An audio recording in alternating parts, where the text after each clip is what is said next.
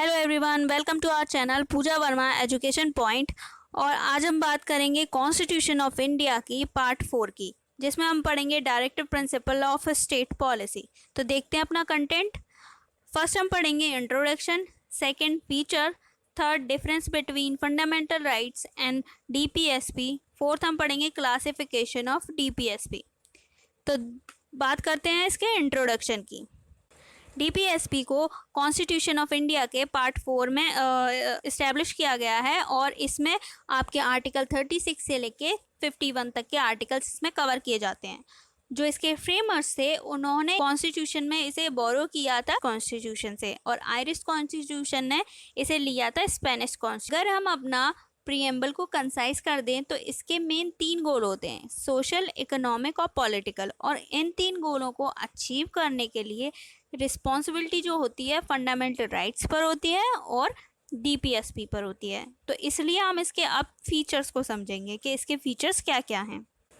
इसके first feature में जो आइडल वर्ड है वो डिनोट होता है कि कोई स्टेट कोई भी पॉलिसी या लॉ इनेक्ट करेगी तो उसे डीपीएसपी को फॉलो करना होगा।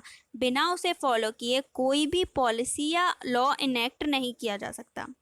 बात करते हैं इसके सेकंड फीचर की। सेकंड फीचर कहता है जब government of India act 1935 enact किया गया था तो उसमें इंस्ट्रूमेंट ऑफ इंस्ट्रक्शन की एक लिस्ट थी जो कि हमारे डीपीएसपी के सिमिलर थी। तो इससे यह पता चलता है कि डीपीएसपी पहले से ही फॉलो किया जाता है, इसलिए ये हमें सब फॉलो करना पड़ता है। बात करते हैं इसके थर्ड फीचर की। थर्ड फीचर कहता है directive principle economic, social and political programmes के थ्रू मदद करते हैं एक स्टेट को डेमोक्रेटिक स्टेट बनाने में।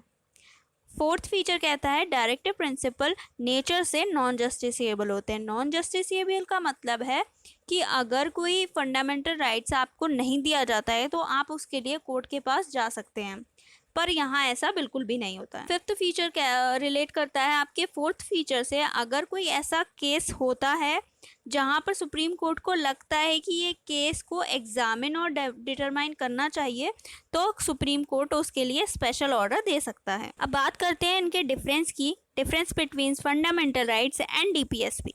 तो इसका पहला मेन डिफरेंस है कि fundamental rights are kind of negative right. ये स्टेट को ये कहते हैं क्योंकि हमें जस्टिस अचीव करना है तो हमें ये सारी चीज़ें नहीं करनी चाहिए। फॉर एग्जाम्पल, हमें इनइक्वालिटी नहीं करनी चाहिए, हमें आर्बिटनेस नहीं करनी चाहिए। वहीं directive principles are kind of positive right.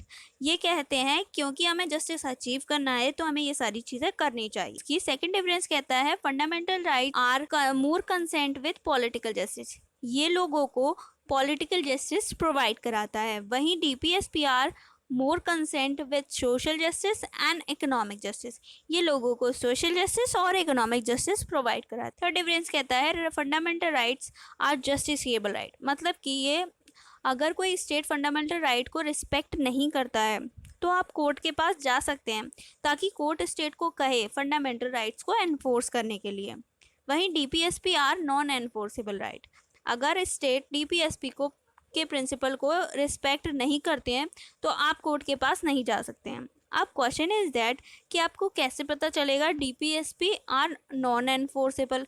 तो ये आपको पता चलता है आर्टिकल 37 में। आर्टिकल 37 में क्लियरली दिया गया है कि डीपीएसपी आर नॉन एनफोर्स। इसका फोर्थ डिफरेंस है कि फंडामेंटल राइट्स के जो आर्टिकल्स हैं वो 12 से लेके 35 तक के आर्टिकल्स इसमें कवर होते हैं और डीपीएसपी में आपके 36 से लेके 51 तक के आर्टिकल्स कवर होते हैं। अब हम बात करते हैं आर्टिकल 36 की। आर्टिकल 36 डिफाइन करता है स्टेट को।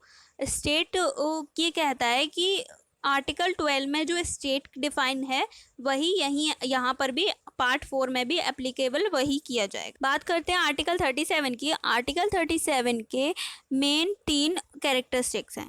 पहला, डीपीएसपी आर नॉन एनफोर्सेबल। ये सुन के मैक्सिमम सभी लोगों को लगता है कि फंडामेंटल राइट्स बहुत इंपॉर्टेंट है और डीपीएसपी बिल्कुल इंपॉर्टेंट नहीं है, पर ऐसा बिल्कुल भी नहीं है।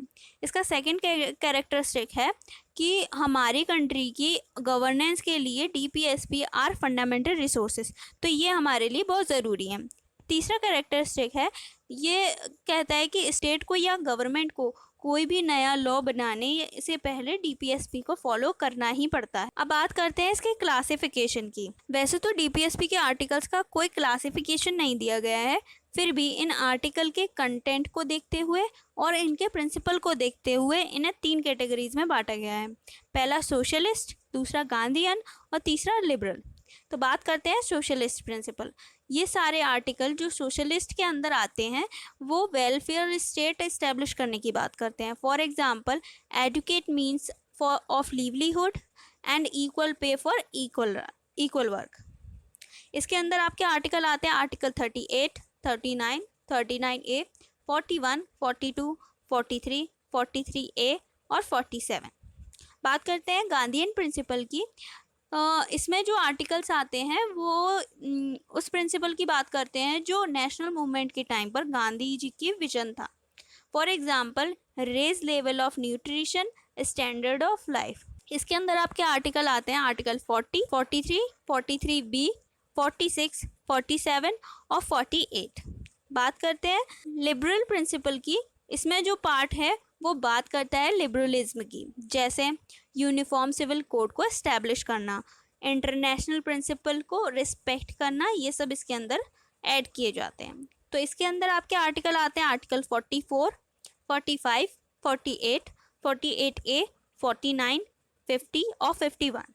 उसके बाद इसमें कुछ इंपॉर्टेंट चीज़ें ऐडअप है, जैसे कि आपके अमेंडमेंट्स जो थे, तो इसमें 4 अमेंडमेंट ऐड होते हैं। इसमें 42nd अमेंडमेंट एक्ट 1976 4 आर्टिकल आपके ऐड किए गए थे, आर्टिकल 39, 39A, 43A और 48A। सेकंड आपका जो 44th अमेंडमेंट 1978, इसमें आर्टिकल 38 को ऐड किया गया था। नेक्स्ट 86 अमेंडमेंट 2002, आर्टिकल 45 को इसमें ऐड किया गया था। 97 अमेंडमेंट 2011, आर्टिकल 43B को इसमें एडअप किया गया था। अगर आपको ये वीडियो अच्छा लगा हो तो प्लीज लाइक, शेयर और कमेंट करें। Thank you.